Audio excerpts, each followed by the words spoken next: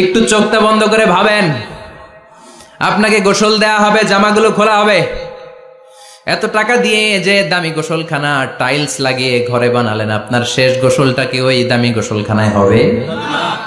লাশ যেখানে ধোয়া হয় ওই জায়গায় ধোয়া হবে। আপনাকে কাফন পরানো হবে। আপনার কলিজার টুকরা ছোট বাচ্চাটারে বলা হবে, আব্বু দেখে যাও, তোমার বাবারে শেষবারের মতো দেখো। আপনার বাবা মা শেষবারের মতো একটা নজর দিয়ে আপনার চেহারাটা দেখে নিবে। বন্ধু বান্ধবরা শেষবারের মতো একবার আপনারে দেখে নিবে। জানাজার জায়গায় নেওয়া হবে। হবে না এই ঘটনাটা আমাদের? হ্যাঁ, হবে কি না? হাজার হাজার মানুষ শেষ বিদায় দেওয়ার জন্য আসবে। 4টা তাকবীর দিয়ে ইমাম নামাজ শুরু করবে। আল্লাহু আকবার, আল্লাহু আকবার, আল্লাহু আকবার, আল্লাহু আকবার বলে নামাজ শুরু করবে। নামাজ শেষ, এবার পালকিতে করে কবরে যাওয়ার পালা। যেতেই হবে, যেতেই হবে। পালকিতে করে লোকজন নিতে শুরু করবে। কবরস্থানের ওই জায়গায় যেখানে মানুষ বছরে মানুষ না মরলে যায় না, ওই গহীন নিঝুম কবরস্থানে ঢুকানো হবে। পালঙ্ক থেকে নামিয়ে আপনার জন্য করে রাখা আগ থেকে কবরটার মধ্যে শুইয়ে দেয়া হবে। উপরে বাঁশ দিয়ে ছাউনি, শেষবারের মতো সবাই দেখে বাঁশের ছাউনির উপরে মাটি চাপা দিবে। ঠিক কিনা? চলে যাবে সবাই, কেউ নাই, অন্ধকার, শুধু অন্ধকার। এই অন্ধকার যেন শেষ হতে চায় না। সবাইকে মরতে হবে, কেউ থাকবে না এই পৃথিবীতে। প্রাণ নিয়ে যারা আগমন করার সুযোগ পেয়েছে সবাই মরবে। আজ হোক কাল, আগে হোক পরে, সবাইকে যেতে হবে। চিল্লায় বলেন ঠিক কিনা? আবার আল্লাহ বললেন, আইনামা তাকুনু ইউদরিকুমুল মাউত, যেখানেই থাকো না কেন মৃত্যু তোমাদেরকে ছাড়বে না। মৃত্যু তোমাদেরকে সাক্ষাৎ করবে, মৃত্যু তোমাদেরকে খুঁজে বের করবে। যদিও সুদূর আকাশ পানে, পালাও সেথায় লাগিয়ে সিঁড়ি। আকাশের উপরে যদি বিশাল সিঁড়ি লাগিয়ে চতুর্থ আকাশে চলে যান, চাঁদের মধ্যে বাড়ি করেন, মঙ্গল গ্রহে বাড়ি করেন, ওই জায়গায় মালাকুল মাউত আপনারে খুঁজে পাবে না। চাঁদেও খুঁজে পাবে। মঙ্গল গ্রহে যদি যান, স্যাটেলাইট, আমাদের একটা বঙ্গবন্ধু স্যাটেলাইট চ্যানেল লঞ্চ করা হয়েছে না, ওইখানে গেলে তো আর নাই মালাকুল মাউত। কথা বলে আল্লাহ বললেন, ওয়াজাআত সাকরাতুল মাউতি বিল হক, মৃত্যুর কষ্ট তোমাদের ছাড়বে না। যেখানেই তোমরা থাকো না কেন মৃত্যু ঠিকই তোমাদের পাকড়াও করবে। চিল্লায় বলেন ঠিক কিনা? আবার মৃত্যুর একটা নির্ধারিত সময় আছে। ওই সময় যখন আসে 1 সেকেন্ড আগেও আসে না, পরেও আসে না। কার কথা? লিকুল্লি উম্মাতিন আজালুন ফাইযা জাআ আজালুহা লা ইস্তাখিরুনা সাআতাও ওয়ালা ইস্তাকদিমুন। মৃত্যুর জন্য একটা নির্ধারিত টাইম আছে। টাইমটারে বেঁধে দিয়েছে কে? ওই টাইমটা যখন চলে আসে 1 সেকেন্ড আগেও আসে না, 1 সেকেন্ড পরেও আসে না, অন টাইম আসে। কিভাবে আসে? On time. কথা বলেন, সবাই বলেন অন টাইম। আরো জোরে বলেন, death will come on time, death never late. মৃত্যু যখন আসে অন টাইমে আসে, নির্ধারিত একটা সময় আসে। ওই সময়ের আগেও আসে না, পরেও আসে না। 1 সেকেন্ড আগেও আসবে না, পরেও আসবে না। মনে করেন আপনাকে রব্বুল আলামিন 60 বছরের হায়াত দিয়েছে, আপনার বয়স এখন 50 বছর, আরো বাকি কয় বছর? এখন গোটা বিশ্বের সবাই মিলে যদি আপনারে মারতে চায়, কিছু করতে পারবে নাকি? কথা বলেন। আবার রব্বুল আলামিন আজ রাত 12টায় আপনার হায়াত কেড়ে নেবে। মালাকুল মাউত এসে রুহু কবজ করবে। দুনিয়াতে আর থাকার কোনো পারমিশন আপনার নাই, থাকার কোনো সুযোগ নাই। গোটা বিশ্বের সবাই মিলে যদি আপনারে রাখতে চায়, রাখতে পারবে নাকি? কথা বলেন। চলে যেতে হবে। এই পৃথিবীতে আসার একটা সিস্টেম থাকে, যাওয়ার কোনো সিস্টেম নাই। ঠিক কি না? আসার সময় আগে আসছে আমার দাদা, তারপর আমার বাবা, তারপরে আমি, তারপরে আমার ছেলে, তারপরে আমার নাতি, তারপরে তার ছেলে। ঠিক কি না? তার মানে আসার একটা সিরিয়াল আছে, যাওয়ার কোনো সিরিয়াল আছে নাকি? কথা কন। নাকি সিস্টেম দাদা আগে আসছে, দাদাই আগে যাবে, নাতি যেতে পারবে না? কথা বলেন। দাদার আগে নাতি মরে, এরকম আছে না নাই? মায়ের আগে মেয়ে যায়, আছে না নাই? মুরব্বী বাজানেরা বেঁচে থাকে, আমাদের মতো যুবক গুলো অ্যাক্সিডেন্টে মারা যায়, আছে না নাই? আবার অসুস্থরা বেঁচে থাকে, সুস্থরা মরে যায়, আছে না নাই? হাসপাতালে রোগীগুলো বেঁচে থাকে, ডাক্তার মরে যায়, আছে না নাই? উখিয়াতে তো ডাক্তার মরে না, দিকেও ডাক্তার মরে, ওনারা না বাঁচায় মানুষরে? হ্যাঁ হ্যাঁ, আল্লাহ বাঁচায়, ডাক্তার হচ্ছে ওয়াসিলা। চিল্লা এখন ঠিক কিনা? তার মানে এই দুনিয়ার থেকে চলে যাওয়ার কোনো সিরিয়াল থাকে না, মরে যাওয়ার সিরিয়াল থাকে না, আসার একটা সিরিয়াল থাকে, যাওয়ার কোনো সিরিয়াল থাকে না। কি বলেন? জোরে বলেন। আবার চলে যাওয়ার কোনো ভরসা নাই, এক সেকেন্ডের মধ্যে সব হয়ে যায়। একটা সঙ্গীত আছে না, এক সেকেন্ডের নাই ভরসা, ভঙ্গ হবে রং তামাশা, চক্ষু বুঝিলে হায়রে দম ফুরাইলে। চিল্লায় বলেন ঠিক কিনা? এই গানের যিনি সিঙ্গার ছিলেন, আমরা তখন ছোট, ফিরোজ শাহ বা ফিরোজ শাহ নামের, এক সেকেন্ডের নাই ভরসা, ভঙ্গ হবে রং তামাশা, চক্ষু বুঝিলে হায়রে দম ফুরাইলে। এই গানটা উনি গাইতে গাইতে স্টেজে মারা গিয়েছিলেন। দেখেন নাই? মুরব্বীরা জানবেন। তার মানে মৃত্যুর গান গেতে গেতে অনেকে মৃত্যুবরণ করে, এরকম আছে না নাই? অনেকে খাওয়ার টেবিলে বসে মারা যায়, আছে না নাই? ফুটবলার ফুটবল খেলতে খেলতে মরছে, দেখেন নাই? ক্রিকেট খেলতে খেলতে মইরা যায়, আছে না নাই? রেসলিং খেলতে খেলতে মারা যায়, দেখেন নাই? হ্যাঁ, এরকম ভিডিও দেখা যায় যে প্রতিপক্ষকে রেসলিং খেলায় মারতে মারতে শেষ, এখনই জিতে যাবে, হঠাৎ করে তাকায় আছে, কিচ্ছু বোঝে না, হঠাৎ করে জমিনে উল্টে পড়ে যায়, রেফারি এসে মাটিতে বাড়ি মারে, আর লড়ে না, আছে না? রেফারি কি করে? মাটিতে বাড়ি মারে, এতক্ষণ সে জিতে যায়, এখন আর নড়েই না। তাকাতে তাকাতে দুনিয়া থেকে নাই। অনেক টেলিভিশনের নিউজ রিপোর্টার রিপোর্ট করতে করতে নাই, দম ফুরাইলে ঠুস শেষ হয়ে যায়। অনেকে অ্যাক্সিডেন্টে মরে, সড়ক দুর্ঘটনায়, অনেকে বিমান দুর্ঘটনায় মরে, আকাশে মরে না? অনেকে পানিতে ডুবে মরে, অনেকে আগুনে পুড়ে মরে, অনেকে ক্রস ফায়ারে মরে, আছে না নাই? আবার অনেকে রাত্রিবেলা বিছানায় ঘুমোতে যায়, সকালে আর ওঠে না। কত ধরনের মরণ! আল্লাহ তুমি আমাদেরকে ভালো মরণ দিও, ইমানি মরণ দিও। ইমানের পথে অবিচল থেকে আমার মরণ যেন হয়, ইমানের পথে অবিচল থেকে আমার মরণ যেন হয়। তোমারই কাছে মিনতি আমার, তোমারই কাছে মিনতি আমার, মহামহিম দয়াময়। ইমানের পথে অবিচল থেকে আমার মরণ যেন হয়। চিল্লায় পড়ে না আমিন। তার মানে কে কোথায় মরবো আমরা কেউ জানি নাকি? ওমা তাদরি নাফসুম বিআইয়ি আরদিন তামুত, কোন জায়গায় মরবা, কখন মরবা কেউ আমরা জানি না, কিন্তু মরবো সবাই জানি, ঠিক কিনা? কুল্লু নাফসিন যায়িকাতুল মাউত, প্রত্যেকটি আত্মার মৃত্যুবরণ করতে হবে, এটা আমরা সবাই জানি। The most certain thing in life is death, but the most uncertain thing in our life is the time of death. এ জীবনের সবচেয়ে সুনিশ্চিত বিষয় হলো মরণ, সবচেয়ে অনিশ্চিত বিষয় হলো মরণের সময়। চিল্লা এখন ঠিক কিনা? মরবো যে আমরা সবাই জানি, কিন্তু কোথায় মরবো আমরা কেউ জানি? জানি আমরা? সবাইকেই মরতে হয়, জন্মালেই মরতে হবে, চলে যেতে হবে, থাকা যাবে না। এটাই হলো পৃথিবীর পদ্ধতি। জীবনের সবচাইতে নির্মম ঘটনা হচ্ছে মরণ, সবচাইতে ভয়ঙ্কর অভিজ্ঞতা। কোন প্রাণীর জন্য সর্বোচ্চ এবং সবচাইতে ভয়ঙ্কর অভিজ্ঞতা হচ্ছে মৃত্যু। এবং এত ভয়ঙ্কর অভিজ্ঞতা, এই অভিজ্ঞতাটা কারো কাছে শেয়ার করে যাওয়া যায় না। মরার সময় কেউ বলে যেতে পারছিল আমার মরতে এমন লাগছে, কইতে পারছে? কেমন লাগছে বলতে পারে? বলা যায় না। তার আগেই চলে যেতে হয় শৈশব, কৈশোর, যৌবন, বার্ধক্য, প্রৌঢ়ত্ব, হ্যাঁ, বয়সের ছাপ, কালো চুল দাড়ি সাদা হয়ে যাওয়া, দাড়ি চুলে শুভ্রতা, দুর্বলতা। This is the circle of life. ছোট্ট ছিলাম, বড় হলাম, সিঙ্গেল ছিলাম, ডাবল হলাম, তারপরে বাবা হলাম, তারপরে শ্বশুর হলাম, তারপরে নানা হলাম, তারপরে চলে যেতে হবে। This is the circle of life. চিল্লায় বলেন ঠিক কিনা? এই যে মুরব্বীরা, দাড়ি পাকা মুরব্বী যারা আছে, আপনারা কি মনে করছেন মায়ের পেট থেকে এরকম মুরব্বী হয়ে বেরিয়েছিল? কিরকম বের হয়েছিল? তারাও ওয়া ওয়া করেছে।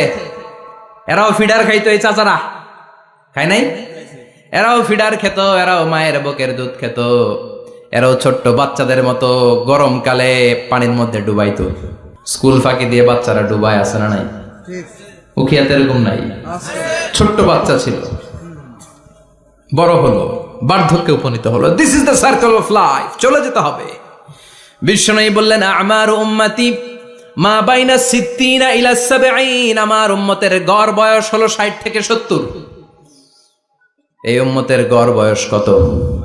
60 থেকে 70। ওয়া আকাল্লুহুম মাইয়াজুজু যালিক, অল্প কিছু মানুষ আছে যারা 70-এর বেশি হায়াত পায়। এখানে 70-এর বেশি আছেন কারা? হাত তোলেন দেখি তো। কয়জন? একজন, দুইজন, তিনজন। মাশাআল্লাহ, আল্লাহ আরো হায়াত দেখ, আল্লাহ এদেরকে আরো হায়াত দারাজ করুক। চিল্লায় বলেন আমিন। তার মানে আমার উম্মতি মা বাইনা সিত্তিন ইলা সাবঈন, বিশ্বনবী বললেন এই উম্মতের গড় বয়স 60 থেকে 70, আর 70-এর বেশি হায়াত পাবে। ওয়া আকাল্লুহুম মাইয়াজুজু যালিক, 70-এর বেশি পাবে হাতে গোনা, গুনে বের করে ফেলা যায় একজন, দুইজন, তিনজন। বাকি সব 60-এর আগে নাই। ঠুস চিল্লা এখন ঠিক কিনা? বাংলাদেশের গড় হায়াত কত মানুষের? 60। বিশ্বনবীর কথার সাথে মিলে গেছে, চিল্লায় পড়েন সুবহানাল্লাহ। এই জন্য বিশ্বনবী বলেন এই যে মুরব্বীদের দাড়ি পাকে, এই যে রাস্তায় অ্যাক্সিডেন্ট হয়, এই যে ক্যান্সারে আক্রান্ত হয়ে লোকজন মারা যায়, তার উপরেও কি টনক নড়ে না? এরপরেও কি বিবেকে ধরে না যে তোমাকে চলে যেতে হবে? আকসিরু যিকরা হাযিমিল লাযযাত, জীবনের সব স্বাদকে পানসা করে দেয় ওই মরণকে স্মরণ করো। মরণকে স্মরণ করলে জাহান্নাম বরণ করা লাগে না। চিল্লায় বলেন ঠিক কিনা? আবার আল্লাহ বললেন গোলাম, স্পেশাল একজন ফেরেশতা আমি মরণের জন্য সিলেক্ট করলাম, নাম মালাকুল মাউত। তাকে আমরা আজরাইল বলে চিনি। এই মালাকুল মাউত তার বাহিনী নিয়ে নির্ধারিত টাইমে গোটা বিশ্বের সব মানুষের রূহ কবজ করে। অন টাইম নাকি দেরি করে? মালাকুল মাউত আগেও আসে না, পরেও আসে না। সুবহানাল্লাহ পড়েন। সাইয়েদনা সুলাইমান আলাইহিস সালামের জামানাতে ওনার এক ওয়াজির ছিল, মন্ত্রী। ওই মন্ত্রীকে নিয়ে উনি বৈঠক করতেন। ওনার সময় উনি মালাকুল মাউতের সাথে বৈঠক করতেন। শুনতেছেন? আপনাদের মনোযোগ আছে তো? উনি বৈঠকে বসেছেন, মালাকুল মাউতও বসা, ওয়াজিরও বসা। হঠাৎ মালাকুল মাউত ওয়াজিরের দিকে বড় বড় চোখ করে তাকাচ্ছেন। বড় বড় চোখ করে তাকানোতে ওয়াজির ভয় পেয়েছে। হঠাৎ মালাকুল মাউত চলে গেল। ওয়াজির বলে, ও সুলাইমান আলাইহিস সালাম, এই যে লোকটা বড় বড় চোখ করে আমার দিকে তাকালো, এটা কে? সাইয়েদনা সুলাইমান বলে, হাদা মালাকুল মাউত। যে বর্ণনাটা বলছি এটা হাদিস না, এটা হচ্ছে ইসরাইলিয়া, জিউস ট্র্যাডিশন। কোরআন হাদিসের সাথে কোনো দ্বন্দ্ব নাই, তাই বর্ণনা করা যাবে। বিষ্ণু বলেছেন বাল্লিগু আন্নি ওয়ালাউ আয়া, আবার বলেছেন ওয়া হাদ্দিসু আন বনি ইসরাঈলা ওয়ালা হারাজ। বনি ইসরাইলের ট্র্যাডিশন বর্ণনা করো, জিউস ট্র্যাডিশন বর্ণনা করো, এতে কোনো সমস্যা নাই। ওয়াজির বলে, ও সাইয়েদনা সুলাইমান, বড় বড় চোখ করে যে তাকালো লোকটাকে? সাইয়েদনা সুলাইমান বলে, হ্যাঁ দা মালাকুল মাউত, এটা মৃত্যুর ফেরেশতা। ওয়াজিরের কলিজায় পানি নাই। এটা কি ফেরেশতা? শুনে তো পিলে চমকে গিয়েছে। কয় কি? মালাকুল মাউত তো আমার চিনে ফেলাইছে, বাড়ি চিনে ফেলছে, আমার খবর আছে। সাইয়েদনা সুলাইমান আলাইহিস সালাম জিনদেরকে দিয়ে কাজ করাতেন, মেঘমালাকে দিয়ে কাজ করাতেন, বিশাল সিংহাসন নিয়ে পৃথিবীর প্রাচ্য থেকে পাশ্চাত্যে ঘুরে বেড়াতেন। সাইয়েদনা সুলাইমানকে ওয়াজির বলে, ও সুলাইমান, মেঘমালাকে আদেশ করে দেন, আমি আর এই ফিলিস্তিনের ভূখণ্ডে থাকতে চাই না। আকাশের মেঘমালার উপরে আমারে বসিয়ে দেন, আর বলে দেন আমারে নিয়ে যেন আকাশের মেঘমালা হিন্দুস্তানের ওই দূর পর্বতে রেখে আসে। আকসা আল হিন্দ, হিন্দের সবচেয়ে দূরবর্তী জায়গায় যেন আমার রেখে আসে। সাইয়েদনা সুলাইমান বললেন, আকাশের মেঘ যাও, আমার ওয়াজিরকে নিয়ে হিন্দুস্তানের একটা উপদ্বীপে রেখে আসো। রেখে আসা হলো। কিছুক্ষণ পর মালাকুল মাউত সাইয়েদনা সুলাইমানের কাছে হাজির। সাইয়েদনা সুলাইমান বললেন, ও মালাকুল মাউত, কই ছিলা? কই, একটু আগে হিন্দুস্তান থেকে আপনার ওয়াজিরের রূহ কবজ করে আসছি। সুবহানাল্লাহ পড়েন। এটা আবার কেমন কথা, তুমি ওইখানে গেলা কেন? কয় রব্বুল আলামিন কিছুক্ষণ আগে আমার কাছে পয়গাম পাঠিয়েছে, যাও সাইয়েদনা সুলাইমানের ওয়াজিরের রুহুটা কবজ করো। কবজ করার জায়গা হলো হিন্দুস্তানের উপদ্বীপ। কোন জায়গায়? মালাকুল মাউত এসে দেখে সুলাইমান নবীর সাথে মিটিং করে। ওয়াজির কার সাথে মিটিং করে? সুলাইমান নবীর সাথে। কিন্তু ফরমানে লেখা রুহু কবজ করতে হবে কোথায়? হিন্দুস্তানে। সুবহানাল্লাহ কইবেন না? এই জন্য বড় বড় চোখ করে আমি তাকিয়েছি আর মনে মনে ভাবলাম টাইম তো নাই, কারণ মৃত্যু তো অন টাইমে হতে হয়। এখনই ওর রুহু কবজ করতে হবে। কেমন করে ওইখানে যাবে আমি জানি না, আমি আগে চলে যাই। মালাকুল মাউত চলে গেল, যে দেখে ওই জায়গায় ওয়াজিরও হাজির। সাথে সাথে রুহু কবজ করে আল্লাহর কাছে চলে গিয়েছে। পড়েন সুবহানাল্লাহ। এই জন্য আল্লাহ বললেন মালাকুল মাউত আমি নির্ধারণ করে দিয়েছি, পৃথিবীর প্রতিটি মানুষ মালাকুল মাউতকে দেখবে, চাক্ষুষ দেখবে, ভালো হলেও দেখবে, খারাপ হলেও দেখবে। কার কথা? ভালো মানুষ যদি হয়, আল্লাহওয়ালা যদি হয়, ইসলাম প্রিয় যদি হয়, ডানপন্থী যদি হয়, মৃত্যুর সময় মালাকুল মাউত আলা সূরাতি শাবিন আলা আহসানি সূরা, একজন যুবকের আকৃতিতে চমৎকার ধবধবে সাদা একটা জুব্বা পরে, জান্নাত থেকে জান্নাতি কাফন নিয়ে, হানুত মিন হানুতিল জান্নাত, জান্নাতের সুগন্ধি নিয়ে মুমূর্ষু রোগীর মাথার সামনে এসে বসে যায় আর দেহটার ইঙ্গিত করে বলে, ইয়া আইয়াতুহান নাফসুত তাইয়্যিবা, ও পবিত্র আত্মা। আরেক বর্ণনায় এসেছে ইয়া আইয়াতুহান নাফসুল মুতমাইন্নাহ, ও প্রশান্ত আত্মা, উখরুজি ইলা মাগফিরাতিম মিনাল্লাহ, আল্লাহর ক্ষমার দিকে বের হয়ে আসো। উখরুজি ইলা মাগফিরাতিম মিনাল্লাহি ওয়া রিদওয়ান, আল্লাহর ক্ষমার সন্তুষ্টির দিকে রুহুটা বের হয়ে আসো। স্মুথলি বলার সাথে সাথে মুমিনের দেহ থেকে রুহুটা বের হয়ে আজরাইলের হাতে চলে যায়। স্মুথলি বলার সাথে সাথে স্বাচ্ছন্দ্যে আনন্দে মুমিনের দেহ থেকে রুহুটা সা করে বের হয়ে মালাকুল মাউতের হাতে এসে পড়ে। পড়েন সুবহানাল্লাহ। আল্লাহ এমন মৃত্যু তুমি আমাদের নসিবে রেখে দিও, চিৎকার করে পড়েন আমিন। আর যারা ইসলাম মানে নাই, আর যারা কোরআন মানে নাই, আর যারা দিন কায়েমের আন্দোলন করে নাই, দিনকে ভালোবাসে নাই, বাম আর রামপন্থী ছিল, নাস্তিক ছিল, ইসলাম বিরোধী ছিল, তাদের কাছেও মালাকুল মাউত আসে কি আসে না? চিল্লায় বলেন আসে কি আসে না? তাদের কাছেও আসে, কিন্তু আলা সূরাতি আকবাহি রাজুল, একজনের চেহারা যত ভয়ঙ্কর হতে পারে, যত নিকৃষ্ট হতে পারে, এরকম ভয়ঙ্করতম নিকৃষ্ট দুর্গন্ধওয়ালা একটা চেহারা নিয়ে আসে। রিজলাহু ফিল আরদ, পা থাকে জমিনে, রাসুহু ফিস সামা, হাদিসের বর্ণনা, পা দুইটা জমিনে, মাথা আকাশে। এসে ধমক দিয়ে জালিমের মাথার সামনে এসে বলে, ইয়া আইয়াতুহান নাফসুল খাবিসা, হে পাপাত্তা, হে অপবিত্র আত্মা, উখরুজি ইলা সাখাতিল্লাহি ওয়া গাদাবিহি, আল্লাহর রাগের দিকে, আল্লাহর অসন্তুষ্টির দিকে বের হয়ে আয়। মালাকুল মাউতের এই অর্ডার পাওয়ার সাথে সাথে রুহুটা কিন্তু বের হয় না। মুমিনের রুহুকে ডাক দিলে যেমনি স্মুথলি বেরোয়, কাফিরের রুহু এভাবে বেরোয় নাকি? কথা বলেন। রুহুটা ডানে যায়, ফাতাতাফাররাক, একবার রুহুটা ডানে যায়, আবার রুহুটা বায়ে যায়, আবার সামনে যায়, পায়ে যায়, হাতের মধ্যে ঢুকে ডানে বায়ে যায়। মালাকুল মাউত আবার ধমক দিয়ে বলে, ইয়া আইয়াতুহান নাফসুল খাবিসা, পাপাত্তা বের হয়ে আয়। রুহুটা আবার ডানে যায়, বায়ে যায়, সামনে যায়, পেছনে যায়। এবার ঘপাস করে মালাকুল মাউত রুহুকে ধরে টান মারে। সারা দেহটা থেকে প্রাণ রস সিক্ত করতে করতে দেহ থেকে রুহুটাকে টেনে হিচড়ে বের করে আনে, আর মুমূর্ষু রোগীটা চিৎকার মারতে থাকে। পড়েন না আউযু বিল্লাহ। একটা জীবন্ত ছাগলের চামড়াগুলো জবাই না দিয়ে কেউ যদি টেনে টেনে বের করে,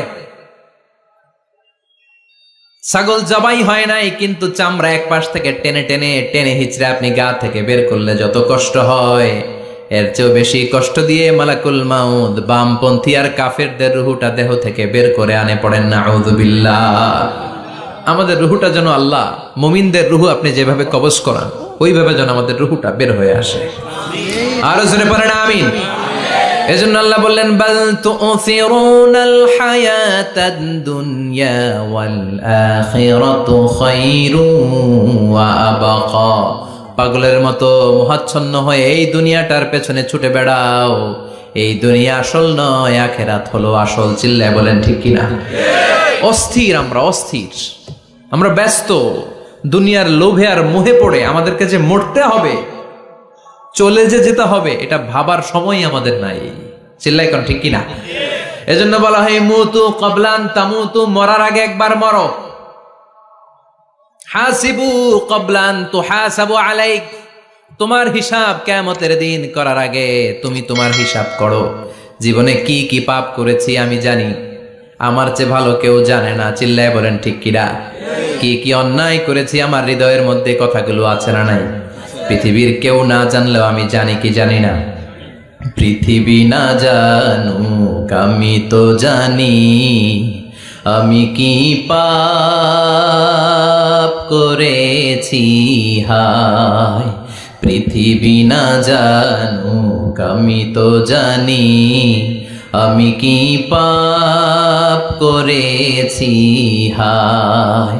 আমার পাপের করলে বিচার, বাঁচার উপায় নাই আমার। দয়াময় প্রভু মাফ করো আমায়, মাফ করো আমায়। পড়েন আমিন। আরো জোরে আমিন। এজন্য হাসিবু ক্বাবলা আন তুহাসাবু আলাইক, তোমার হিসাব বসার আগে নিজে হিসাব করো কি কি করলা। আসল মরণের দিন শটান হয়ে তো শুয়ে পড়ো ভাই, মরার আগে আরেকবার মরো। মরার আগে আরেকবার কি করবেন? কথা বলেন। মরার আগে কি করতে হবে? হঠাৎ একদিন বিছানায় শটান হয়ে শুয়ে যান, চক্ষুটা বন্ধ করেন, ভাবেন মরে গিয়েছেন, এই তোমার কুলমাউত চলে এসে রুহুটা নিয়ে গেল। আত্মীয় স্বজন চিৎকার চেঁচামেচি শুরু করে দিল, কান্নার রোল পড়ে গেল চারদিকে। মাইকের মধ্য দিয়ে, মসজিদের মাইকে অ্যানাউন্স হয়, অমুক এলাকার নিবাসী অমুক ভাই আমাদের মধ্যে দুনিয়ায় নাই, তার জানাজা হবে এশার নামাজের পর। সবাই এসে রুহের মাগফিরাত করেন। সবাই আপনারে দেখতে আসবে, কেঁদে কেঁদে লোকজন আপনারে কবর দিতে আসবে। চিল্লায় বলেন ঠিক কি না? কেঁদে কেঁদে সবাই আসবে, দেখার জন্য আসবে। ছেলেগুলো কাঁদবে, স্ত্রী কাঁদবে, বাবা মা কাঁদবে, বন্ধু বান্ধব কাঁদবে, আর ঘরের মধ্যে রাখা হবে না। এবার আপনাকে গোসল দেওয়ার পালা। চক্ষু বন্ধ করে চিন্তার দরকার আছে না নাই? কথা বলেন। একটু চোখটা বন্ধ করে ভাবেন, আপনাকে গোসল দেয়া হবে, জামাগুলো খোলা হবে। এত টাকা দিয়ে যে দামি গোসলখানা টাইলস লাগিয়ে ঘরে বানালেন, আপনার শেষ গোসলটা কি ওই দামি গোসলখানায় হবে? লাশ যেখানে ধোয়া হয় ওই জায়গায় ধোয়া হবে। আপনাকে কাফন পরানো হবে।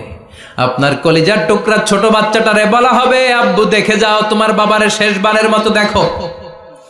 আপনার বাবা মা শেষবারের মতো একটা নজর দিয়ে আপনার চেহারাটা দেখে নিবে। বন্ধু বান্ধবরা শেষবারের মতো একবার আপনারে দেখে নিবে। জানাজার জায়গায় নেওয়া হবে। হবে না এই ঘটনাটা আমাদের?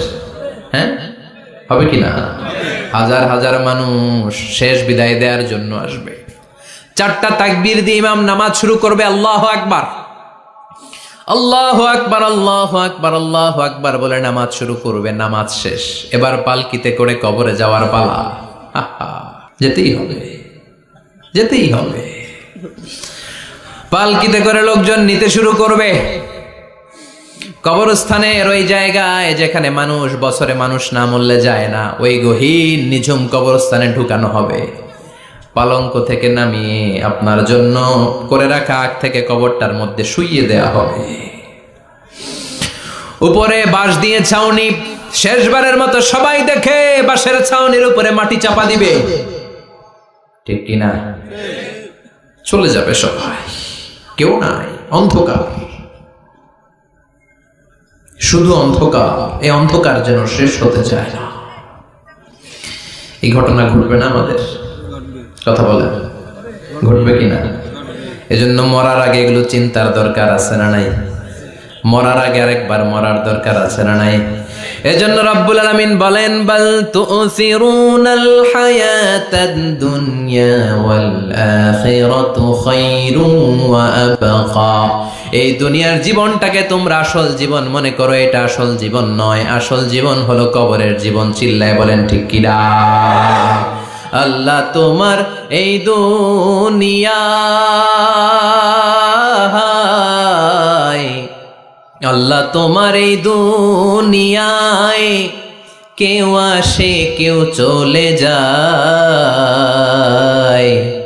তবু তোমার ভয়ে কারো কাঁদে না হৃদয়।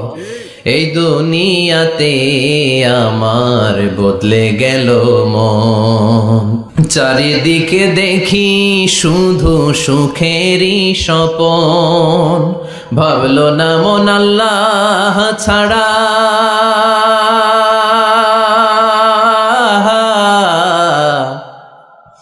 ভাবলো না মন আল্লাহ ছাড়া নেই কোনো উপায়।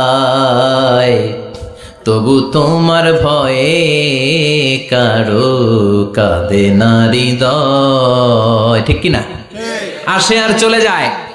প্রতিদিন মাইকে অ্যানাউন্স শুনি, অমুক এলাকার অমুক লোক নাই। দাদা গেল, বাবা গেল, বড় ভাই গেল, আত্মীয় স্বজন গেল, আমাকেও যেতে হবে, এই চিন্তা মাথায় নাই। চিল্লা এখন ঠিক কিনা? এজন্য লাইফটা হলো one time, one chance, second কোনো চান্স আপনাকে দেয়া হবে নাকি? কাফেররা বলবে, ইয়া রাব্বি আরেকটা সুযোগ দেন, লাউ আন্না লানা কাররা ইয়ানি মাররা, আল্লাহ আরেকটা সুযোগ যদি পেতাম দুনিয়াতে ভালো করে আসতাম। আল্লাহ বলবেন, ইন্নাহা কালিমাতুন কাইলুহা, এটা শুধু তাদের মুখের কথা, তাদেরকে আবার সুযোগ দিলেও তারা কিচ্ছু করবে না। চিল্লা এখন ঠিক কিনা? এজন্য একটা চান্স আমরা পেয়েছি, এই দুনিয়ার ওয়ান চান্সে আমরা ভয় পাবো একজনকে। চিল্লায় বলেন, তিনি কে? আল্লাহ। এজন্য যেতে আমাদেরকে হবে। এই মরণ থেকে পালানোর কোনো সুযোগ কেউ পালাতে পারে নাই। এই মরণ হলো আখিরাতের প্রবেশদ্বার। মরণ নামক পালকিতে চড়ে আমরা কবরের ভেতরে ঢুকি। মরণ হলো প্রথম পর্ব, কবর হলো দ্বিতীয় পর্ব। যেরকম ঠিক কিনা? এজন্য বিশ্বনবী বললেন, আল কবর রাউদাতুম মিন রিয়াদিল জান্নাহ আও হুফরাতুম মিন হুফারিন নার। কবর হলো কারো জন্য জান্নাতের বাগান, কারো জন্য জাহান্নামের গর্ত। আমরা বলি, আল্লাহ আমাদের কবরটারে জান্নাতের বাগান বানাও। আর জোরে পড়েন আমিন। আবার বিশ্বনবী বললেন, ইন্নাল কবরা আউয়াল মানজিল মিন মানাজিলিল আখিরাহ। কবর হলো আখিরাতের মানজিলগুলোর প্রথম মানজিল। আখিরাতে একটার পরে একটা অনেকগুলো স্টেশন আপনাকে পার হতে হবে। প্রথম স্টেশনটার নাম হলো কবর। প্রথম স্টেশনের নাম কি? এই কবর নামক স্টেশনে যদি আপনি মাফ পেয়ে যান, সামনের সব স্টেশনগুলোতে মাফের ব্যবস্থা করবে কে? আল্লাহ। আর কবর নামক স্টেশনে যদি ধরা খেয়ে যান, আপনার মায়ের আছে না নাই?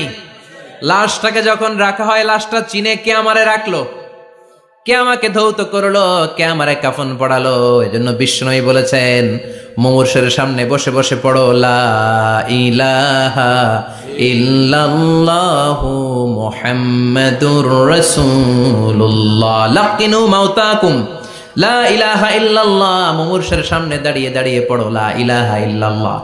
এই লা ইলাহা হচ্ছে জীবিতদের জন্য কালিমা, আর আমরা মরার পরে এই জিকির করি। ঠিক কি না? আমাদের দেশের অনেক জায়গায় লাশ নিয়ে কবরে যাওয়ার সময় লা ইলাহা পড়ে না। না, এটা আগের জিকির, মরার আগের জিকির। মরার আগে আপনাকে অ্যানাউন্সমেন্ট দিতে হবে, আল্লাহ ছাড়া কোনো ইলাহ নাই, বিশ্বনবী হচ্ছেন শেষ নবী এবং রাসূল। চিল্লায় বলেন ঠিক কি না? লাশটাকে যখন রেখে দেয়া হয়, বিশ্বনবী যত মানুষকে কবরে রেখেছেন তারপরে দাঁড়িয়েছেন আর বলেছেন, ইস্তাগফিরু লিআখিকুম, তোমার ভাইদের জন্য তোমরা দোয়া করো। ফাইন্নাহুল আনা ইউসআল, এখনই তাকে কবরে সওয়াল করা হবে। কবরে প্রশ্ন আছে না নাই? কথা বলেন। বিশ্বনবী খাদিজাতুল কুবরা, ওনার প্রথম স্ত্রী খাদিজাতুল কুবরা তাহেরাকে কবরের মধ্যে রেখে দিয়ে কাঁদতে শুরু করলেন। চোখের পানি ছেড়ে অনেক দোয়া করলেন। দোয়া শেষে সব সাহাবারা ঘরে ফিরে যায়, বিশ্বনবী যায় না। সাইয়েদনা আবু বকর বললেন, ও নবী চলেন ঘরে যাই। অনেক তো দোয়া করলেন। বিশ্বনবী বললেন, আবু বকর তুমি যাও, আমি যাব না। এইটা সাধারণ মহিলা না, এটা বিপদের দিনের সঙ্গিনী খাদিজা। মক্কায় যখন আমার কেউ ছিল না, খাদিজা আমারে ভুলে নাই। 3 বছর কাফিররা আমাকে জেলখানায় বন্দি রেখেছে, নাম শিয়াবে আবি তালেবের জেলখানা। আমার স্ত্রী ওই জেলখানার জীবনেও আমারে ছাড়ে নাই। আমার সাথে 3 বছর খাদিজাও জেল খেটেছে। এই একটাই মহিলা, যেই মহিলাকে আল্লাহ আরশের উপর থেকে সালাম দিয়েছে, মহিলাটার নাম খাদিজা। আল্লাহু আকবার।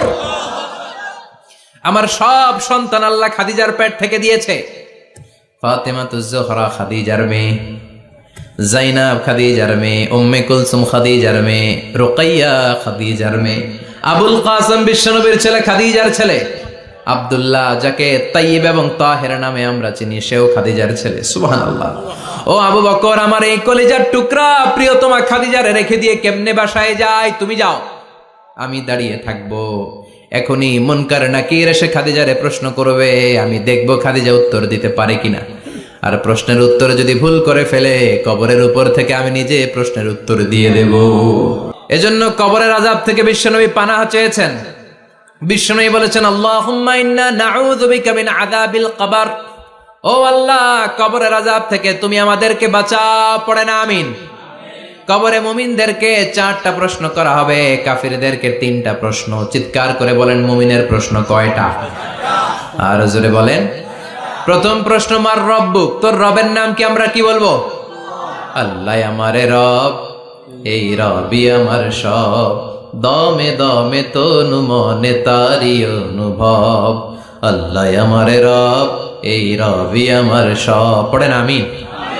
দ্বিতীয় প্রশ্ন, আমার দিন, উত্তর দিনের নাম কি? ধর্মের নাম কি? তৃতীয় প্রশ্ন, মান হাযার রাজুল, এই লোকটাকে কে? আমরা বলবো মুহাম্মদ সাল্লাল্লাহু। 3টা প্রশ্নের উত্তর যখন আপনি কবরে করে দিতে পারবেন, অতিরিক্ত একটা প্রশ্ন, ওয়ামা ইলমুক, এই যে 3টা প্রশ্নের উত্তর পাল্লা, কেমন করে উত্তর জানলা? কোত্থেকে শিখেছো? নকল করে আনছো কাফনের কাপড়ে? পরীক্ষার হলে নকল আছে না নাই? হাতে নকল আছে না? পায়ে নকল, মুজার ভিতরে নকল আছে না নাই? মোবাইলে নকল আছে না নাই? নকল থেকে আল্লাহ তুমি বাঁচাও। আরো আসতে কোন আমিন। কিভাবে জানলা? কেমন করে 3টা প্রশ্নের উত্তর শিখলা? What is the source of your knowledge? তথ্যসূত্র কি? আপনাকে বলতে হবে, আমি যেই কিতাবটা থেকে শিখেছি কিতাবটার নাম কি? চিল্লায় বলেন, কি নাম? এই কিতাবটা হলো কোরআন। আপনাকে বলতে হবে, কোরআন থেকে আমি শিখেছি, বিশ্বনবীর হাদিস থেকে আমি শিখেছি। 4টা প্রশ্নের উত্তর যখন পারবেন, ফেরেশতারা বলবে, আহলান সাহালান, খুশ আমদেদ, কংগ্রেচুলেশন, বাহ বাহ, তুমি তো চমৎকার পেরেছো। ফায়ুফসাহু লাহু কবরুহু ৭০ যিরাআন, মুমিন বান্দার কবরটা ৭০ হাত লম্বা করে দেয়া হবে। ইফতাহু লাহু বাবুন ইলাল জান্নাহ, জান্নাতের দিকে তার কবর থেকে একটা দরজা বানিয়ে দেয়া হবে। জান্নাতের সুঘ্রাণ ঠান্ডা বাতাস এসে তার কবরের ভিতরে ঢুকতে শুরু করবে। ইউলবাসু লিবাস মিন আহলিল জান্নাহ, জান্নাতীদের পোশাক তার গায়ের মধ্যে পরিয়ে দেয়া হবে। আল্লাহু আকবার। আর বলা হবে, নাম কানাউমিল আরুস, বাসর রাতে বর যেমনি কনেকে নিয়ে ঘুমিয়ে যায়, তুমিও একটা ঘুম দাও। আলহামদুলিল্লাহ পড়ে। মুমিন বান্দা আনন্দের একটা ঘুম দিবে। ইসরাফিলের সিংগার আওয়াজ ছাড়া পৃথিবীর কোনো কিছুই তার আগে ঘুম ভাঙতে পারবে না। আল্লাহ আমরাও যেন সেদিন কবর একটা মজার ঘুম দিতে পারি, তুমি তৌফিক দাও। জোরে বলেন আমিন। এবার বামপন্থী নাস্তিক আর কাফেরদের পালা, ইসলাম বিদ্বেষীদের পালা, আলেম ওলামাদের শত্রুদের পালা, ইসলামকে যারা বিজয়ী শক্তি হিসেবে মানতে পারে নাই তাদের পালা। চিল্লায় কোন ঠিক কিনা? ওদেরকেও একই প্রশ্ন, রব কে? ওরা বলবে আমি জানি না। আমাদের উত্তর আল্লাহ। ওরা বলবে আমি কিচ্ছু জানি না, আমি সব ভুলে গেছি, আমার মাফ করে দেন, আমি কিছুই জানি না। তবে আমি ইসলাম বিরোধীদের সাথে চলতাম, যারা ইসলাম রে বাস দিত আমি তাদের সাথে স্লোগান দিতাম। এরকম ডাকাইত আছে না নাই? দ্বিতীয় প্রশ্ন, আমার দিন, ও তোমার ধর্মের নাম কি?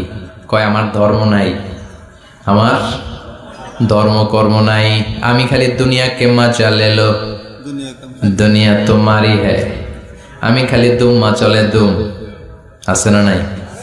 আমি শুধু মৌজ মাস্তিতে ব্যস্ত ছিলাম, আমার দুনিয়া নাই, দিন নাই, আখেরাত নাই, রবকে আমি জানি না, ধর্মকে জানি না। ইসলাম বিরোধী রাজনীতি আমি করতাম, মাও সেতুংয়ের রাজনীতি, কার্ল মার্কসের রাজনীতি, বুশের রাজনীতি, ডোনাল্ড ট্রাম্পের রাজনীতি, বামপন্থীদের রাজনীতি। চিল্লা এখন ঠিক কিনা? কোনো ধর্ম নাই। এই লোকটাকে চিনো কিনা বলো। বিশ্বনবীর চেহারা দেখিয়ে বলা হবে এই লোকটাকে, কয় জানি না। এরে আমি মানতাম না, এরে আমি গালে দিতাম। এরকম জাহান্নামের নরকীট আর পিতৃ পরিচয়হীন জারদ সন্তান বাংলার দেশেও আছে না নাই? এই মহামানবটাকে গালি দিয়ে পৈশাচিক আনন্দ পায়। পত্রিকায় লিখে, ব্লগের মধ্যে লিখে, ইন্টারনেটে কার্টুন বানিয়ে বানিয়ে পৈশাচিক ফুর্তি করে। এগুলো জাহান্নামের কীট, এগুলো জারদ সন্তান, বাপ মায়ের ঠিক নাই। আমার নবীরে যারা গালি দেয় এগুলোর বাপ মায়ের ঠিক আছে? এগুলোর কোনো গোড়া আছে? এগুলোর কোনো শেকড় আছে? এগুলো আগাছা? চিৎকার করে বলো ঠিক কিনা। বলবে আমি জানি না, ফেরেশতারা বলবে দাঁড়া আমরা জানি, তোর সাথে কেমন আচরণ করতে হবে আমাদেরকে ট্রেনিং দিয়েছে কে? এবার শুরু হবে মাইর। কি শুরু হবে? কথা বলেন, মাইর। ফায়ুদরাবু বিমা তারিকা মিন হাদিদ, লোহার হ্যামার দিয়ে শুরু হবে মাইর। এক একটা হ্যামারের বাড়িতে মাথাটা ফেটে চূর্ণ বিচূর্ণ হয়ে যাবে, দেহটা জামিনের ভেতরে 70 গজ দেবে যাবে, ওর চিৎকারে কবরস্থানটাও থারথার করে কাঁপবে। আবার জামিনকে বলা হবে ইলতাইমি, চাপা দে।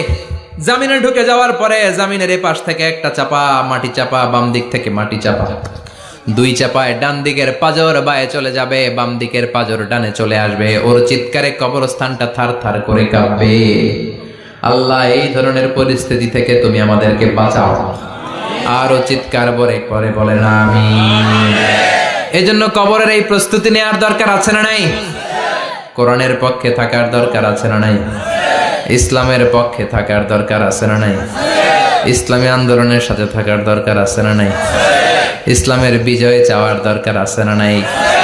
যে লোক ইসলামের বিজয় চায় না, যে লোক চায় না ইসলাম দিয়ে দেশ শাসিত হোক, যে লোক চায় না কোরআনটা সংসদ ভবনে নেতৃত্ব দেখ, তার অন্তরে ঈমান থাকতে পারে নাকি?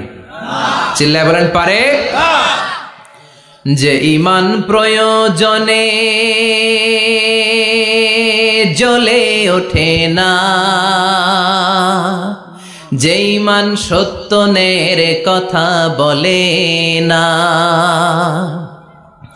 যে ঈমান প্রয়োজনে জ্বলে ওঠে না, যে ঈমান সত্য ন্যায়ের কথা বলে না, যে ঈমান বাস্তবে নাই, যে ঈমান অন্তরে নাই, মুখে শুধু ফাঁকা বলি, কি করে তারে বলো ঈমানে বলি, কি করে তারে বলো ঈমানে বলি, কি করে তারে বলো ঈমানে বলি, ঠিক কি না?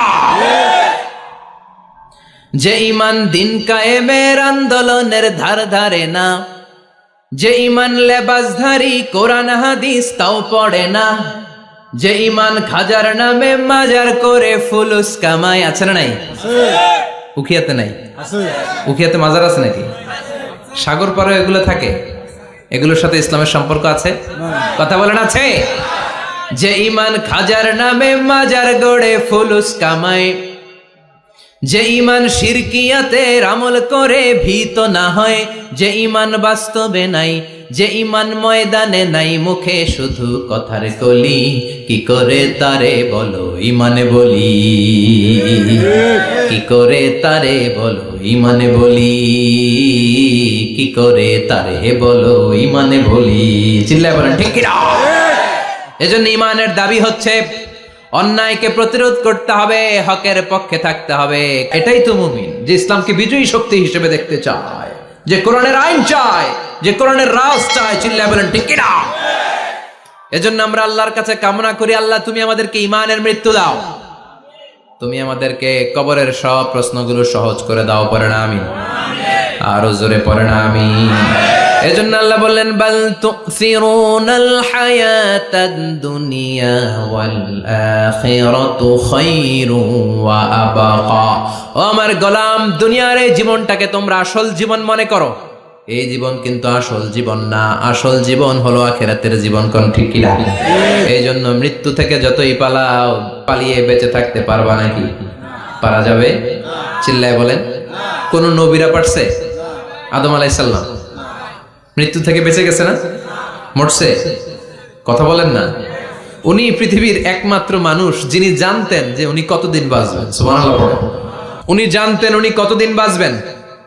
কেন আল্লাহ জানালেন? এর কারণ মৃত্যু কি এটা উনি জানেই না, কেমনে মরে দেখেই নাই, কষ্ট কি জানে না। আমরা আমাদের দাদাকে মরতে দেখেছি, বাবাকে মরতে দেখেছি, মামাকে মরতে দেখেছি, মরণের কত কষ্ট আমরা দেখি, এজন্য ভয় আছে না নাই? আদম আলাইহিস সালামের দাদা আছে নাকি? বাবা, মামা, খালু, শালা আছে নাই? এজন্য মৃত্যু যে কেমন এটা উনি জানতেন না, এজন্য আল্লাহ জানিয়ে দিলেন আদম পৃথিবীতে তুমি 1000 বছর বাঁচবো। আলফু সানা। লাম্মা খালাকাল্লাহু আদামা ওয়া কানা তুলুহু 60 যিরাআন। বুখারীর বর্ণনা, সাইয়েদনা আদম আলাইহিস সালামকে বানানোর পরে আল্লাহ 60 হাত লম্বা বানালেন। কয় হাত? 60 হাত। জোরে বলেন, আরো জোরে। 60 হাত লম্বা। এরপরে ওনার ঔরসে পৃথিবীতে যত নারী আসবে, পুরুষ আসবে রূহের জগতে, সবগুলো রূহকে বসিয়ে দিলেন বৈঠকে। সুবহানাল্লাহ। বিশাল কনফারেন্স রুম। আমরাও ছিলাম না? আমাদের রূহটাও ছিল। সাইয়েদনা আদম বললেন, আল্লাহ এরা কারা? আল্লাহ বললেন, আদম এগুলো সব তোমার সন্তান। সাইয়েদনা আদম অবাক দৃষ্টিতে, অপলক নয়নে নিজের সন্তানদের রূহগুলো দেখতেছিলেন। দেখতে দেখতে হঠাৎ একটা রূহকে ভালো লেগে গেল। বললেন, আল্লাহ এটা কার রূহ? আল্লাহ বললেন, এটা দাউদ আলাইহিস সালামের রূহ। পড়েন সুবহানাল্লাহ। আল্লাহ এটাকে দেখতে বড় ভালো লাগে, কার রূহ? এটা তোমার ছেলে নবী হবে, নবী দাউদের রূহ। কাম উমরু, আল্লাহ দুনিয়াতে সে কয়দিন বাঁচবে? আল্লাহ বললেন, 40 সানা, 40 বছর। কয় বছর? সবাই বলেন, কয় বছর? 40 বছর। সাইয়েদনা আদম বললেন, মাবুদ আমার এত সুন্দর কলিজার টুকরা সন্তান দাউদ আলাইহিস সালামকে দুনিয়াতে মাত্র 40 বছর আপনি কেন দিলেন? আল্লাহ, প্রথম মানুষ এবং নবী হিসেবে আপনার কাছে ফরিয়াদ করি, আমার ছেলে দাউদের বয়স বাড়ায়া দেন। আল্লাহ কয়, না, হাদা কদ কুতিবা, এটা লেখা হয়ে গেছে। রুফিআতিল আকলাম ওয়া জাফফাতিস সুহুফ, লিখে ফেলছি, কালি শুকায় গেছে, এটা চেঞ্জ করা যাবে? সাইয়েদনা আদম বললেন, আল্লাহ আমি বাঁচমু কয় বছর? কয় তুমি থাকবা কয় বছর? আলফু সানা, 1000 বছর। মনে আছে? আল্লাহ আমার 1000 বছরের দরকার নাই, আমি আমার 1000 বছর থেকে 60 বছর আমার ছেলে দাউদরে আমি দিয়ে দিলাম। আদম আলাইহিস সালামের 1000 বছর থেকে 60 বছর যদি দান করে দেয়, ওনার আর কত রইল? 940। আর 60 বছর যদি দাউদ নবীর 40 বছরের সাথে যোগ দেয়া হয়, উনি পেলেন কয় বছর? 100। সাইয়েদনা আদম পৃথিবীতে আসলেন, এসে থাকতে শুরু করলেন। দিন গড়িয়ে রাত আসে, মাস গড়িয়ে বছর আসে, বছর যায় বছর আসে। ঠিক 940 বছর পর মালাকুল মাউত আদম আলাইহিস সালামের কাছে আসলেন। বললেন, আনা মালাকুল মাউত উকিলা বিকুম, আপনাদের জন্য আল্লাহ আমাকে বানিয়েছে রূহ কবজ করতে। ও আদম, আবুল বাশার, পৃথিবীর প্রথম মানব, প্রথম নবী, আপনার সময় শেষ, রেডি হন। কি হন? খেলা শুরু হবে, এখনই রূহ কবজ করে নিয়ে যাব। সাইয়েদনা আদম বলে, এখন আসছো কেন? আমার আরো 60 বছর বাকি আছে। মালাকুল মাউত বলে, না, আপনি রূহের জগতে আল্লাহর কাছে আপনার সন্তান দাউদকে কয় বছর দিয়েছিলেন? 60 বছর। এজন্য 940 বছর আপনার জন্য লেখা। আমি এখন আপনার রূহ কবজ করতে চাই। সাইয়েদনা আদম বলে, আমি মানি না, আমি কাউরে দেই নাই। 60 বছর আমি দেই নাই, আমি আরো বাঁচবো, আমি আরো বাঁচবো, 60 বছর আমি বাঁচবো, আমি দেইটাই নাই। মিয়া যাও। মালাকুল মাউত আল্লাহর যে বলে, আল্লাহ দেয় নাই বলে, আসলে ভুলে গেছে। আসলে আফাতুল ইলমি আন নিসিয়ান, মানুষ ভুলে যায়, মানুষ বড্ড ভুলে যায়। আমরা অনেক সময় খাইয়াও কই খাই নাই। অনেক কিছু আপনি দিছিলেন, কিন্তু ভুলে যাই। গলার নিচ দিয়ে নামার পরে কই তুমি কিচ্ছু দেও নাই। আছে না নাই? নাসিয়া আদম ফানাসিয়া বানু, আদম আলাইহিস সালাম ভুলে গেছেন, তাই আমরাও ভুল করি, ঠিক কি না? এজন্য আমাদের নেতারাও বলে, এটা দেব ওটা দেব, নির্বাচনের পর সব ভুলে যায়। আছে না নাই? ওই যে আদম আলাইহিস সালাম ভুলছে, আমরাও ভুলে যাই। ওনাদের দোষ কি? ভুলে যায়, বেমালুম ভুলে যায়। আল্লাহ বললেন, মালাকুল মাউত আর জোরাজুরি করো না। 940 নয়, ঠিক 1000 বছর পরে আদমের কাছে যাবা। আমি আমার আদমের ভাগ্যে এই জিনিসটাই রেখে দিয়েছিলাম রে মালাকুল মাউত। আমি আগ থেকে এটাই রেখেছি, আমি জানতাম সে ভুলে যাবে। চিল্লা এখন সুবহানাল্লাহ। তার মানে পৃথিবীর সবচাইতে লম্বা মানুষ, 60 হাত লম্বা, এত শক্তিশালী আদম আলাইহিস সালাম শ্রীলঙ্কাতে প্রথম নেমেছিলেন। এক লাফ দিলে আদামাইল চলে যাইতেন। সুবহানাল্লাহ। কি লম্বা মানুষ! থাকতে পারছে? কথা নাই। ঘুমে ধরছে? শেষ করে দেই। হ্যাঁ, আরো কয়েক মিনিট চলবে? চলবে। তাকবীর দেন, লিল্লাহি তাকবীর। আদম আলাইহিস সালাম চলে গেলেন। ওনার পরের নবী ইদ্রিস আলাইহিস সালাম, উনি মরে নাই। ইদ্রিস আলাইহিস সালাম মরছে। কে বলছে? উনিও মরেছেন। তবে ওনার মৃত্যুর আজীব এক ঘটনা আছে, অনেক লম্বা কথা। এক ফেরেশতার সাথে ওনার বন্ধুত্ব হয়েছিল, বলেছিলেন আমি আকাশ দেখতে চাই, আল্লাহর কাছে অনুমতি চাই। আল্লাহ বলল ঠিক আছে, ইদ্রিসকে আকাশে ঘুরাও। প্রথম আকাশে ঘুরলেন, দ্বিতীয় আকাশে ঘুরলেন, তৃতীয় আকাশে ঘুরলেন, চতুর্থ আকাশে ঘুরলেন। ইন দ্য মিন টাইম চতুর্থ আসমানে মালাকুল মাউত পৃথিবীর দিকে নেমে আসছিল। ওই ফেরেশতা বলে মালাকুল মাউত আপনি কই যান? মালাকুল মাউত বলে একটু আগে আল্লাহ ফরমান জারি করেছে, চতুর্থ আসমানে আমার নবী ইদ্রিসের রূহ কবজ করো। সুবহানাল্লাহ। আমি বললাম আল্লাহ আপনার পাঠানো নবী সাইয়েদনা ইদ্রিস থাকে দুনিয়ায়, চতুর্থ আসমানে পামু কই? আল্লাহ কয় কথা নাই, দৌড় দে। আমি দৌড় দিলাম, এসে দেখি ইদ্রিস আলাইহিস সালাম এখানে রেডি। সুবহানাল্লাহ। ওয়া রাফা'নাহু মাকানান আলিয়্যা। ইদ্রিস আলাইহিস সালামের রূহ কবজ দুনিয়ায় হয় নাই, চতুর্থ আকাশের মধ্যে হয়েছে। একটু চিৎকার করে পড়বেন সুবহানাল্লাহ। এরপরে সুলাইমান আলাইহিস সালাম, উনি তো মরে নাই, মরছে। উনি জিন চালাইতো, উনিও মরবে। শক্তিশালী একজন নবী ছিল। উনি মালাকুল মাউতকে বলেছিলেন, মালাকুল মাউত আমার মৃত্যুর সুয়াইয়া সামান্য কিছু আগে আমারে বইলো, আমার একটা কাজ আছে। মালাকুল মাউত মৃত্যুর কিছু সময় আগে এসে বলল, সুলাইমান টাইম ইজ আপ, সময় শেষ, অল্প কিছু সময় বাকি, কি করবেন করেন। সাইয়েদনা সুলাইমান জিনদেরকে ডাকলো, ও জিনেরা, বিশাল একটা প্রজেক্ট আছে, প্রজেক্টে কাজ শুরু করো। আর কিছু জিনকে বলল, চারদিকে গ্লাস ফিটিং করা একটা রুম বানাও। সাইয়েদনা সুলাইমান আলাইহিস সালাম গ্লাস ফিটিং করা রুমের ভেতরে ঢুকলেন। এই রুমে ঢুকার দরজা নাই, হাতে একটা লাঠি নিলেন। কি নিলেন? লাঠির মধ্যে ভর করে দাঁড়িয়ে রইলেন আর জিনদের দিকে তাকিয়ে রইলেন। জিনেরা এত বদমাশ ছিল, সাইয়েদনা সুলাইমান দাঁড়িয়ে না থাকলে কাজ করতো না। ছিল ফাঁকিবাজ। কি ছিল? দাঁড়ায় না থাকলে আজও লোকজন কাজ করতে চায় না, ঠিক কিনা? মালিক দাঁড়ায় থাকলে ঠিকই কাজ হয়ে যায়। সুলাইমান আলাইহিস সালাম লাঠির মধ্যে ভর দিয়ে দাঁড়িয়ে রইলেন আর বললেন কাজ করো। জিনেরাও কাজ শুরু করলো। ওদিকে মালাকুল মাউত এসে বলো, সুলাইমান সময় তো শেষ। সুলাইমান বলে সমস্যা নাই, রূহ কবজ করে। উনি লাঠির মধ্যে ভর দিয়ে দাঁড়িয়ে রইলেন। গ্লাস ফিটিং করা রুমের ভিতরে কোরআন সাক্ষী। মালাকুল মাউত ওইভাবে লাঠিতে ভর দেওয়া অবস্থায়, দাঁড়ানো অবস্থায় সাইয়েদনা সুলাইমান আলাইহিস সালামের রূহ কবজ করে নিলেন। উনি এমন ভাবে দাঁড়িয়েছেন, রূহ চলে গেল, লাশ হয়ে দাঁড়িয়ে রইলেন। লাঠির মধ্যে দাঁড়িয়ে আছেন, জমিনের মধ্যে লুটিয়ে পড়ে নাই। সুবহানাল্লাহ। জিনগুলো দূর থেকে ভাবলো বস তো দাঁড়ায় আছে। কে দাঁড়ায় আছে? জিনেরা মনে করছে বস দাঁড়ায় আছে, কাজ করতে হবে। করতে করতে পুরা প্রজেক্টের কাজ শেষ। ইন দ্য মিন টাইম ঝিঝি পোকা, উই পোকা, যেই পোকা কাঠ খেয়ে ফেলে, এই কাঠ খাওয়ার পোকা সুলাইমান আলাইহিস সালাম লাঠির ভেতরে ঢুকে লাঠিও খেয়ে ফেলেছে। সাইয়েদনা সুলাইমান আলাইহিস সালাম ধপাস করে জমিনে পড়েছে। আর জিনেরা কয় হায় হায়, খালি খালি কাম করছে এতদিন। সুবহানাল্লাহ কইবেন না? সুলাইমান আলাইহিস সালাম বাঁচতে পারে নাই, চলে গেলেন। মুসা আলাইহিস সালাম মরছে। উনি মরবে কেন? উনি তো খালি মারে। মরছে এক থাপ্পড়ে, ফেরাউনের বাবুর্চি নাই।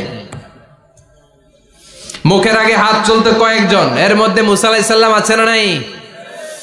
মালাকুল মাউত মানুষের আকৃতিতে অনুমতি না নিয়ে ঘরের ভেতরে ঢুকে গেল। ঢুকে বলে, আনা মালাকুল মাউত, আমি মৃত্যুর ফেরেশতা। তো কি চাও? জিতু আন আকবাদা রূহাক, আপনার রূহ কবজ করতে আসছি। কিন্তু মুসা আলাইহিস সালাম দেখতেছেন দিব্যি একজন মানুষ, কি দেখে? আবার সালাম দেয় নাই, অনুমতি নিয়েও ঢুকে নাই। অমিয়া, অনুমতি নিয়ে ঘরে ঢোকার দরকার আছে না নাই? মুসা আলাইহিস সালামের মেজাজ বড় গরম। উনি বললেন কি করবি? কয় আপনারে মারমু। কয় এদিকে আয়।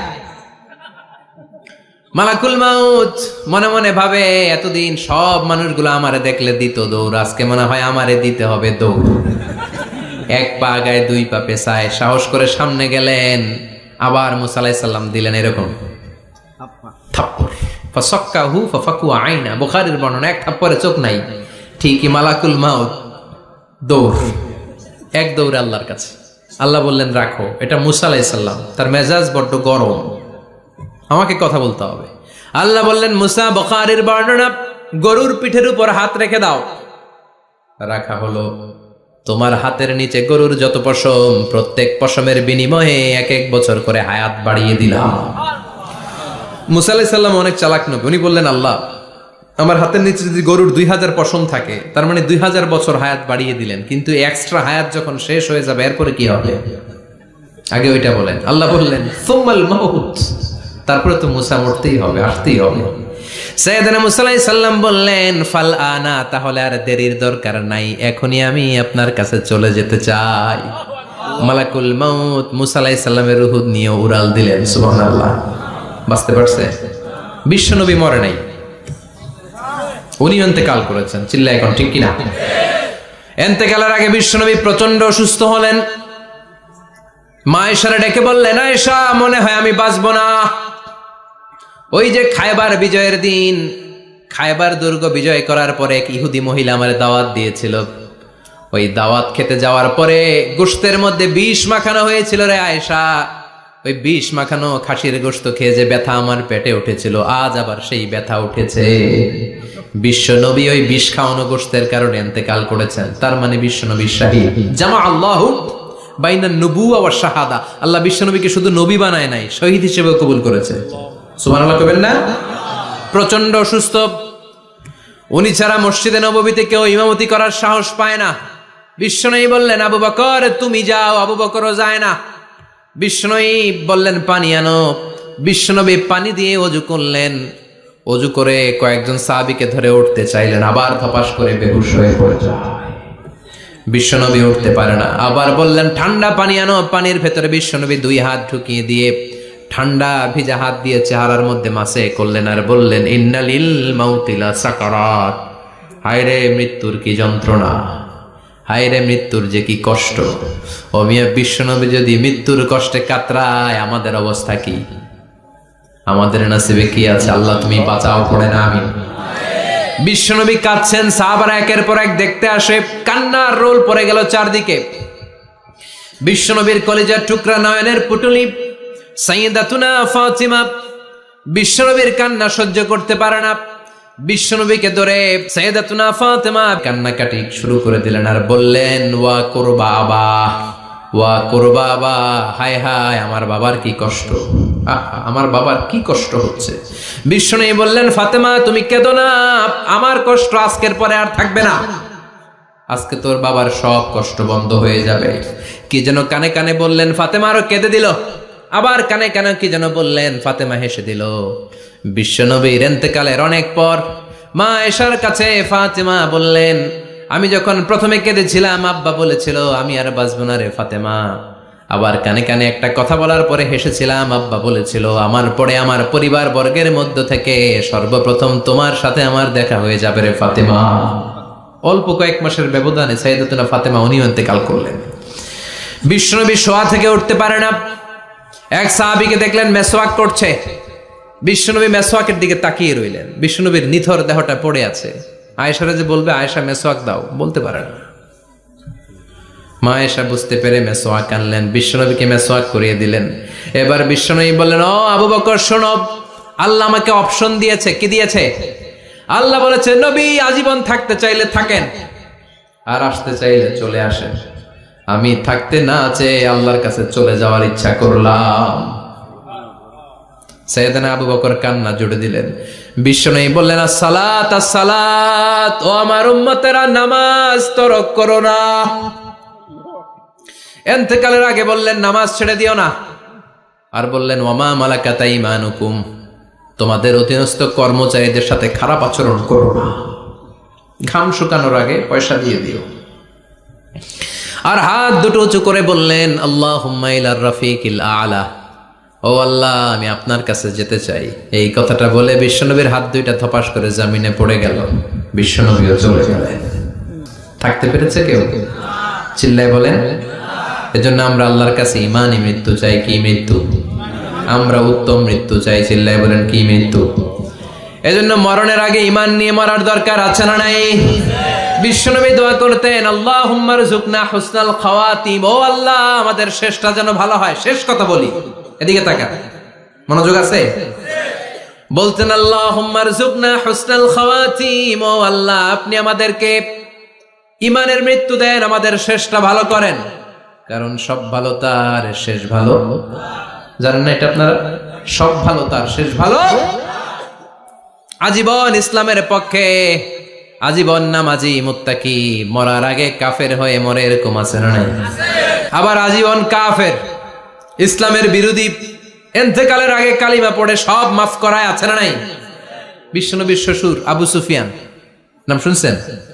বদরের যুদ্ধে বিশ্বনবীর বিরুদ্ধে, মক্কায় বিশ্বনবীর ঘুমাতে দেয় নাই, উহুদের যুদ্ধে বিশ্বনবীর সাথে ফাইট, খন্দকের যুদ্ধে বিশ্বনবীর সাথে মারামারি, আহজাবের যুদ্ধে কিলাকিলি, সারাটা জীবন বিশ্বনবীর সাথে মারামারি, মক্কা বিজয় কালিমা পড়ে মুসলমান হয়েছে।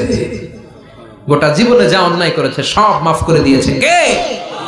এজন্য আমরা আল্লাহরে বলি, আল্লাহ কালিমাটা পড়তে পড়তে যেন আমরা মরতে পারি, চিৎকার করে পড়ে না আমিন।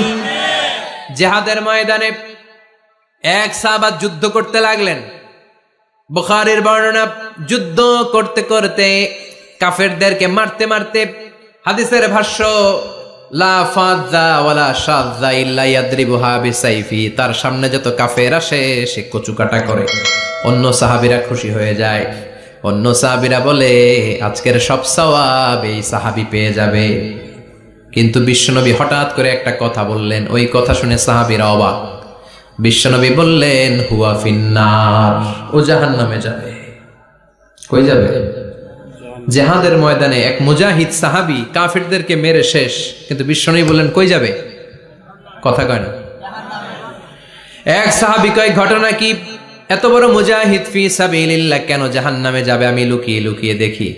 লুকিয়ে লুকিয়ে ওই সাহাবী দেখে মুজাহিদ সাহাবী যুদ্ধ করতে করতে কাফেরদের বিশাল একটা ঘাটির ভেতরে ঢুকে গেল।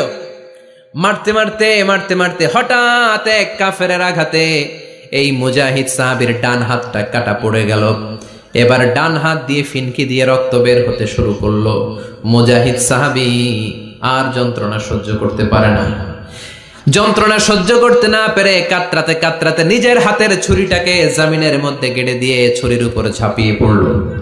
পেটের এই দিক দিয়ে ঢুকে ওপাশ দিয়ে বের হয়ে গেল, এফার ওফার হয়ে গেল, মানে আত্মহত্যা করলো। ঠিক কি না? জাহান্নামী না? কথা কয়। লুকিয়ে লুকিয়ে যে সাহাবা দেখেছে চিৎকার দিয়ে বিশ্বনবীর কাছে যেয়ে বলে আশহাদু আন্নাকা রাসূলুল্লাহ, ও নবী আপনি যে আসল নবী, কোনো সন্দেহ নাই, আমি লুকিয়ে লুকিয়ে দেখেছি। ওই মুজাহিদ সাহাবা বেঁচে নাই, সে কাফেরের আঘাতে শহীদ হয় নাই, নিজের পেটে নিজে ছুরি ঢুকিয়ে আত্মহত্যা করেছে। আজীবন বিশ্বনবীর সাথী, মরার আগে জাহান্নামী। আমরা কেউ জানি না আমাদের শেষটা কেমন হবে, এজন্য আমাদের শেষটা ভালো হোক। ভেরি সেন্সিটিভ ইস্যু, আমাদের শেষটা ইমানের হোক। এখন যেমনি মাথা ঠিক আছে, বুদ্ধিমত্তার সাথে শাহাদাত বাক্যের উপর যেন আমরা মরতে পারি, আমরা পড়ি আমিন। চিল্লায় পড়ে না আমিন।